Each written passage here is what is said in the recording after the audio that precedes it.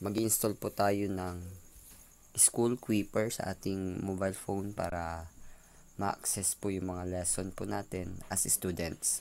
So pupunta po tayo sa Play Store, da-download po natin ang quipper. So since na-download ko na pong quipper, i-open lang po natin ang ating app na quipper. Tingnan nyo po mabuti sa bandang baba. Mag-sign up po tayo. Pindutin po natin yung sign up sa bandang baba. Since bago pa lang po tayo dito, piliin po natin ng Philippines and get started. Then click next, next, then next. Dito po fill up po tayo ng ating mga pangalan. Let's say ang pangalan po natin ay Orlan Season. Yan. Then enter your email address. So email address po natin ay season.orlan. Yan po. Sabi po dito, email address must be valid. Tapos enter your phone number 0930-796-330. Enter your username.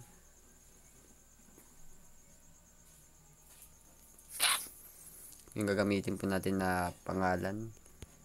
Let's say we may use our full name. O, tingnan nyo mabuti. It already exists. Sabi niya. So, palitin natin. Orly 27. Pwedeng ganyan. Then, enter the password. Bahala na po kayo kung ano yung mga paglalagay nyo po dyan.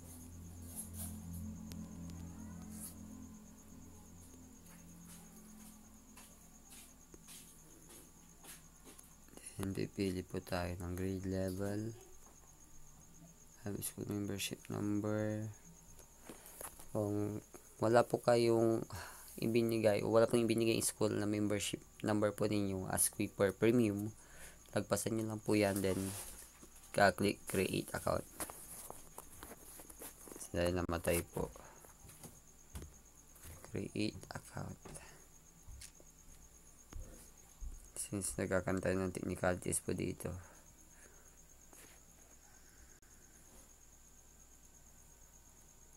Kung nahihirapan po kayo dyan, you can create account by using connect with your Facebook. So, pwede po yun. Since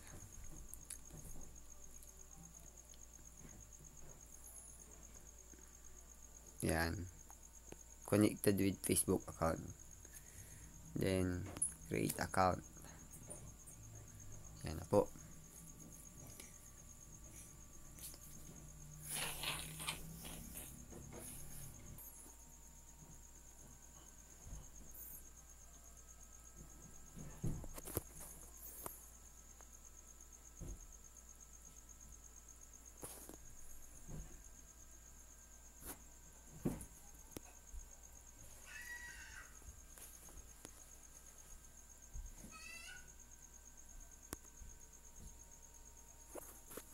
Okay. So, balikan po natin mga kapatid. Dito po, mayroon po tayong course list. Kung mayroon po kayong napasukan na po ng mga classes, pero pag wala pa po, kakagawa lang, pero mayroon na po ginawang inyong teacher, punta po kayo dito sa inyong profile, sa bandang taas na icon. Click nyo po yung logo na yan, and then sa my class, yan, pindutin nyo yung my class, then ipindot nyo po or input po ninyo dito yung class code na binigay ng inyong teacher. So, magsasample lang po tayo. Gumawa po tayo ng example kanina. So, pasukin po natin. 6 P B P And yun, join class. So yan na po. The name of the class is pilot class. So yan po. So ganun po mag-join sa class and paggawa ng ating account sa Quipper. Okay po. So ang gagawin po natin, papakita muna natin dito sa on screen. Meron po tayong ginawang assignment. Example lang po yan dun sa ating ginawa kanina na Quipper account as teacher. So, nag-send tayo ng assignment sa ating pilot class. Ito yung testing class natin. Okay? Then, pupunta po tayo ngayon sa ating student Quipper account na ginawa din kanina para matest kung na-send nga ba yun right after natin nag-join. Yan. So, nandito tayo ngayon sa dashboard po natin as a student. Mapapansin nyo sa baba, meron tayong course list and to-dos. Dun sa to-dos, mapupunta po yung ginawa po natin. Dalawa po yun. Yung kanina, hindi po natin na-record ng tama. Pero nandito po yung quizzes and reviews. Kasi kanina, nabuksan ko na yung kanina. Hindi ko lang siya talaga nasagutan ng tama. So, ito yung isa sa mga ginagawa po natin. Ang sabi po dito, at the end of these lessons, you should be able to describe the distributions of the active volcanoes and epicenters. Okay, so yan yung mga target po natin. Pindutin po natin yung next, and next, and next. Yan po yung mga babasahin. Yan po. And then, kung mapapansin nyo po dito, sumagot po ako kanina. So, tama yung una ko. Next question. Answer. Next questions po tayo. Okay, next question.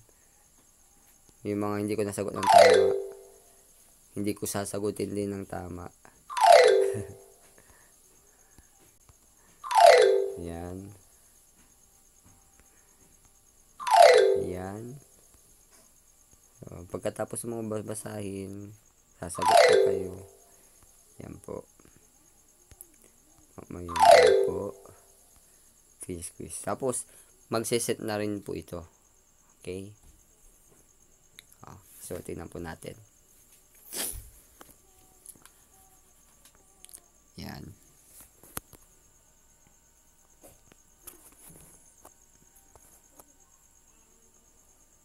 We're submitting your answers. Please wait. So, yan po. Makikita nyo po yan sa bar. Yan. Hanggang sa mag 100% po yan. Yun. Good try. You have 30% of passing rate. Okay, so, yan.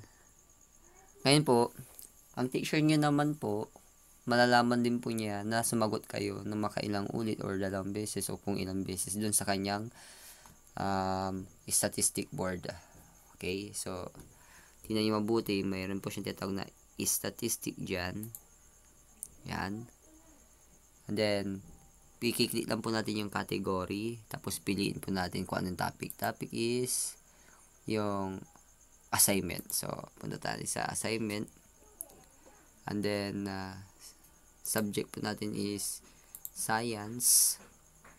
Tapos, kung anong class po yun. Okay. Yeah. Class. Okay, saglit na po. Kasi nagda-down yung ano. Yung class po is yung pilot class. Yan po. And then, anong gagawin natin dito sa pilot class? Search natin. Yan. Search. Siguro yung search. Yan. Tingnan po natin mabuti. Mapapansin nyo po dyan yung mayroon po tayong Orland season. Yan. Meron Orland season. Sensya na po medyo hassle. Yan. Pag pinindot nyo po yung pangalan ng student na yun, nalabas po yung kanyang statistic. Yan. Time spent on the video, 0. Topic completed. May isa po tayong nasagutan kanina. Answered questions na 10.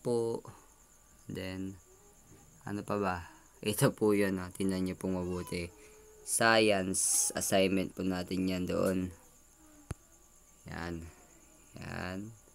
And then kung mapapansin po ninyo, meron po tayong topic with watch videos 5 attempts, dalawa. Ang kanyang percentage passing is 30%. Kanyang last attempt. Yan, last attempt. Makikita din po. So, yun po yung example ng ating ginawa. I hope nakatulong sa inyo kung paano po yun.